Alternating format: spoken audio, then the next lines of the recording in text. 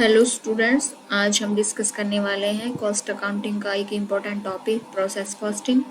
हम इस वीडियो में डिस्कस करेंगे प्रोसेस कॉस्टिंग का इंट्रोडक्शन यानी कॉन्सेप्ट, और उसके साथ साथ प्रोसेस कॉस्टिंग का जब हम अकाउंट बनाते हैं तो किस प्रोसेस को, किस फॉर्मेट को फॉलो करेंगे, वो हम इस वीडियो में डिस्कस करने वाले हैं। सबसे पहले जानते हैं what is process costing. When a product passes through several processes before it reach the final stage of manufacturing, जब हमारा प्रोडक्ट जो है फाइनल प्रोडक्ट बनने से पहले बहुत सारी प्रोसेस से गुजरता है, और जो ईच प्रोसेस है वो अपने आप में कंप्लीट होती है, इंडिपेंडेंट होती है और different from the other process होती है, तो तब हम इसे कहते हैं प्रोसेस कॉस्ट। तब हम अपनाते हैं प्रोसेस कॉस्टिंग। यहाँ पर प्रोसेस कॉस्टिंग अपनाने का एक रीज़न ये होता है ताकि हमें पता चले हर प्रोसेस की कॉस्ट अलग क्या आ रही है, और हम अपने जो प्रोसेस हमारे लिए महंगी है, हमें जो है एक्सपेंसिव पड़ रही है इस समय, हम उसको चेंज करवा के दूसरे किसी कंपनी से करवा सकें, दूसरी कंपनी से या फिर किसी दूसरी ब्रांच से करवा सकें। इससे हमारी जो कॉस्ट है वो ऑप्टिमम आएगी, कॉस्ट कम से कम आएगी। कॉस्ट कम से कम आए उसी के लिए हम कॉस्टिंग करते हैं, और उसी के लिए हम यहाँ पर एक नया तरीका कॉस्टिंग का जो है प्रोसेस कॉस्टिंग, उसको अपनाते हैं।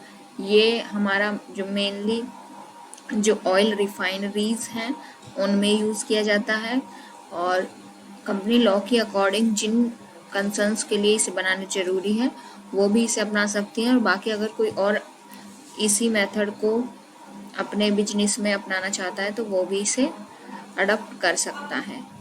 इसके बाद हम समझते हैं प्रोसेस कॉस्टिंग के फॉर्मेट को, कि प्रोसेस कॉस्टिंग का जो हमारा फॉर्मेट रहेगा वो क्या रहेगा। यहाँ पर क्या है, cost of each process is ascertained separately and the product is ascertained process wise.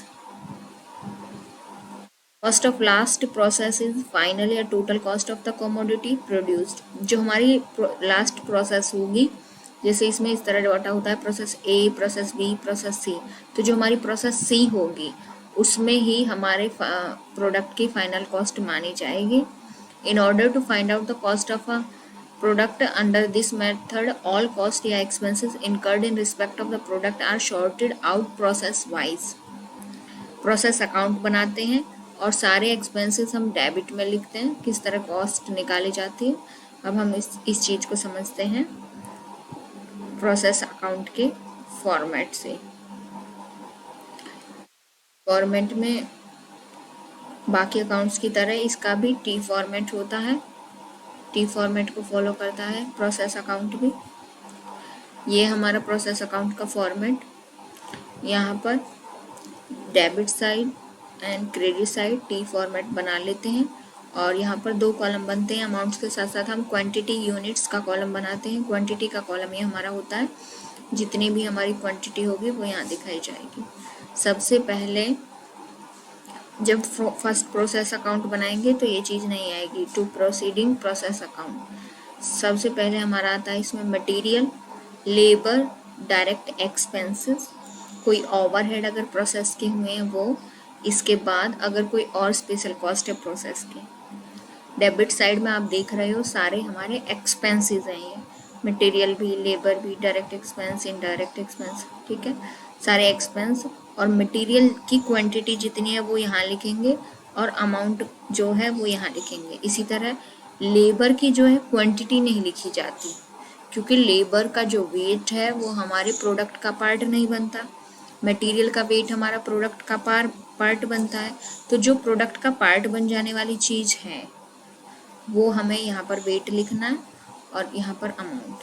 Labour का वेट नहीं लिखा जाएगा, ओनली अमाउंट लिखी जाएगी। डायरेक्ट एक्सपेंसेस में भी अगर कुछ ऐसा है कि जब आप डायरेक्ट एक्सपेंस करोगे तो वेट बढ़ने वाला है मटेरियल का, तो आप लिख सकते हैं, वैसे इसमें होगा नहीं, मेनली जो आपका मटेरियल का ही वेट होता है। इसके बाद इन एक्सपेंसेस में अगर वेट स्पेशली दिया है तो हम लिखेंगे, अदरवाइज हम नहीं लिखेंगे। अब आते हैं क्रेडिट साइड। क्रेडिट साइड में भी वही पर्टिकुलर यूनिट अमाउंट, 3 कॉलम। सबसे ऊपर हम लिखते हैं loss in weight. Loss in weight क्या है, जब हमारा प्रोडक्ट बनता है तो मटेरियल की क्वालिटी कुछ इस तरह की होती है कि जब हम फाइनल प्रोडक्ट तक पहुंचेंगे तब तक कुछ जो है वेट लॉस हो जाता है उसका, मटेरियल का। तो इसको हम नॉर्मल मानते हैं। नॉर्मल मानते हुए हमें क्या करना है, यहाँ पर यूनिट्स लिखनी है। और अगर लॉस इन वेट का वैसे कोई स्क्रैप वैल्यू होती नहीं, मतलब ये बिकता नहीं है, तो सिंपली हम यूनिट्स में दिखाते हैं, अमाउंट्स के कॉलम में लॉस इन वेट को नहीं दिखाते हैं। उसके बाद नॉर्मल लॉस जो होगा हमारा, उसे हम यूनिट्स में दिखाएंगे और जितने में वो बिकेगा उसे अमाउंट में यहाँ दिखा देंगे। स्क्रैप भी नॉर्मल लॉस की तरह, यहाँ पर क्वांटिटी, उसके बाद सेल वैल्यू। बाय प्रोडक्ट, यहाँ पर क्वांटिटी, यहाँ पर सेल वैल्यू।